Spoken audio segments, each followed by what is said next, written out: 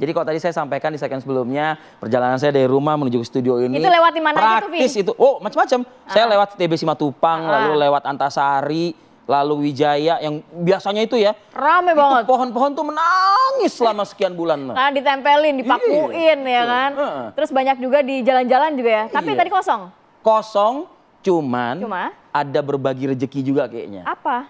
Bingkai-bingkainya itu dibiarin aja geletak di trotoar. Oh, yang penting kan Harapannya gambar-gambar mukanya Nah, udah nggak ada kan? Saudara-saudara kita yang membutuhkan itu untuk kemudian dimanfaatkan untuk hal. Oke, kita pantau. Coba untuk di wilayah Rawamangun, Jakarta dan juga Surabaya, Jawa Timur, bagaimana pagi hari ini? Sudah ada Tika Dewi dan juga Goldi Gumilang. Selamat pagi teman-teman.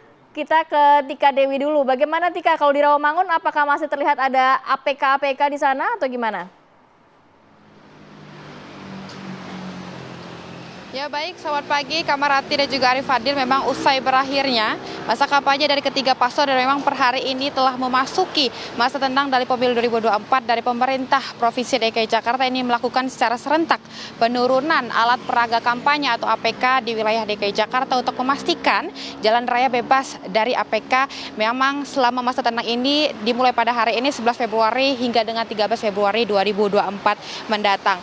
Kamarati dan juga Arif Fadil memang langsung dari pejabat Gubernur DKI Jakarta Heru Budi Hartono ini mengatakan pencopotan APK ini sesuai dengan aturan kampanye pemilu 2024 berdasarkan KPU yang melalui PKPU nomor 15 tahun 2023. Dan adapun pencopotan APK ini nanti memang berlangsung melalui gabungan dari Bawaslu DKI Jakarta, Satpol PP, Polda Metro Jaya dan juga KPU DKI Jakarta.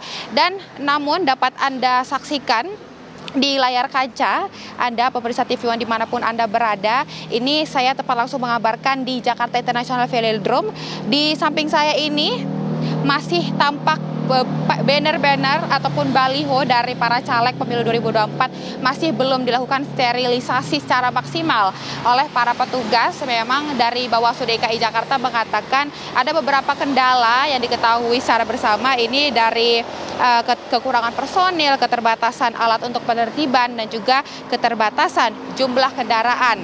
Para petugas yang memang diindikasikan secara kuat ini menjadi penyebab dari beberapa banner ini masih tampak ada di beberapa jalan di wilayah DKI Jakarta. Namun hal tersebut dari Bawaslu DKI Jakarta sendiri memastikan agar seluruh jalan di wilayah DKI Jakarta ini sudah dapat steril selama masa tenang menuju nantinya pemilu 2024 yang akan dilakukan secara serentak 14 Februari 2024. Bawaslu DKI Jakarta pun turut menghimbau untuk mari menjadikan masa tenang pemilu 2024 ini menjadi waktu yang benar-benar digunakan untuk merefleksikan pada masyarakat Indonesia nantinya siapa pemimpin yang akan dipilih dalam pemilu serentak yang akan kita pilih pada 14 Februari 2024. Dan sedikit informasi, Bawaslu DKI juga menghimbau ataupun mengajak para masyarakat Indonesia untuk secara bersama-sama dapat melakukan pencopotan APK baik berupa baliho-baliho ataupun bendera dari partai politik di wilayah DKI Jakarta.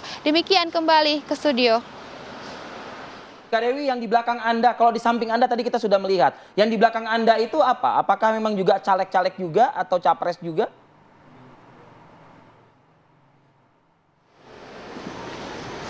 Iya, ya Raffi, Arif Fadil, ini di belakang saya memang masih tampak beberapa gambar para caleg, namun ada juga beberapa hanya tinggal bingkainya saja. Memang mengingat dari Bawaslu memang masih memiliki keterbatasan dari jumlah alat, kemudian kendaraan dan juga para petugas yang memang diketahui bersama ini menjadi penyebab masih adanya alat peraga kampanye khususnya di tempat langsung saya mengabarkan ini di Jakarta International Velodrome di Bilangan, Jakarta Timur. Namun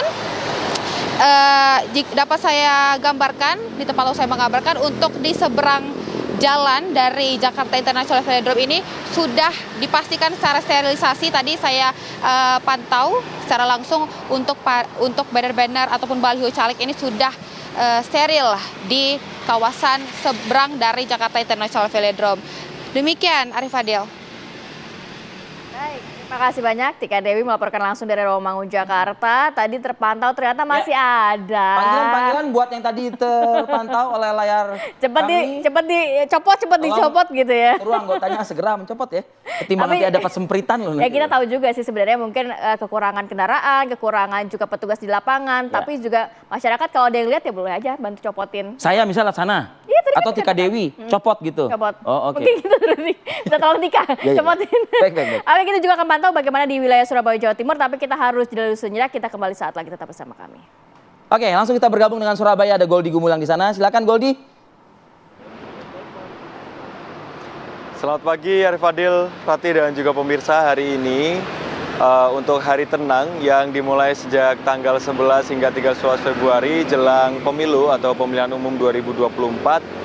Ini di kota Surabaya sudah mulai ditertibkan ataupun diturunkan sejumlah alat peraga kampanye Arif Fadil dan juga pemirsa. Dan tadi malam ini petugas gabungan mulai dari Bawaslu, KPU, kemudian Satpol PP, Linmas, dan juga Dinas Perhubungan ini melakukan penertiban APK. Kemudian juga tadi malam sejak pukul 00 dini hari ini mulai dilakukan di sejumlah titik di kota Surabaya seperti dimulai di Wonokromo, Kayun, kemudian di Diponegoro, dan saat ini di Jalan Ahmad Yani tempat kami mengabarkan kami memantau di sepanjang Jalan Ahmad Yani ini APK mulai dari calon legislatif maupun capres-cawapres ini sudah mulai ditertibkan Arif Fadil dan juga pemirsa. Walaupun di sejumlah titik kami pantau seperti di arah Lakar Santri menuju Wiyung di kota Surabaya, ini ada beberapa banner ataupun baliho milik calon legislatif. Namun pihak dari Bawaslu ini memang mengungkapkan bahwa penertiban ini akan dilakukan secara bertahap pemirsa. Dan selain itu juga dari pihak Bawaslu ini juga sudah menyiapkan Arif Fadil dan juga pemirsa terkait dengan SDM untuk pengawasan di kelurahan maupun di kecamatan yang akan berlangsung menjelang pemungutan suara di 14 Februari mendatang. Kemudian ini untuk mengantisipasi adanya money politik, mobilitas, ataupun intimidasi pada masa pemilih. Dan ini tidak menutup kemungkinan jelang hari H pencoblosan. Dan juga dari pihak Bawaslu akan mengorganisir, akan membagi tugas pada Pawaslu di kecamatan maupun di kelurahan masing-masing. Sementara itu pemirsa, konfirmasi dari Kepala Satpol PP Kota Surabaya, Muhammad Fixer, ini mengungkapkan bahwa penertiban APK ini dilakukan sebelumnya setelah melakukan floating di masing-masing wilayah.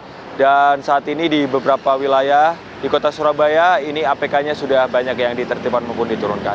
Sementara itu Arif Fadil, informasi dari Surabaya, kembali ke rekan-rekan di studio. Baik, terima kasih Goldi Gumilang melaporkan langsung dari Surabaya, Jawa Timur. Melihat sudut kota Surabaya pagi ini enak sekali. Kenapa bersih? Tidak terintervensi oleh serangan-serangan. Tapi kalau kita melihat tatapan mata APK gitu sudah bersih. Ya. Ya di media sosial masih ramai. Masih ramai ya? Masih, saya ngecek barusan. Padahal kan himbauannya kalau nggak salah ada media daring, ada media sosial loh. Nah, tapi ini harus ditertibkan juga nggak nih? Ya tanya aja sama Bawaslu sama. Oke lah, akhir kata saya Kamaratik Suma. Arif Fadil pamit undur diri, terima kasih, selamat berakhir pekan dan sampai jumpa.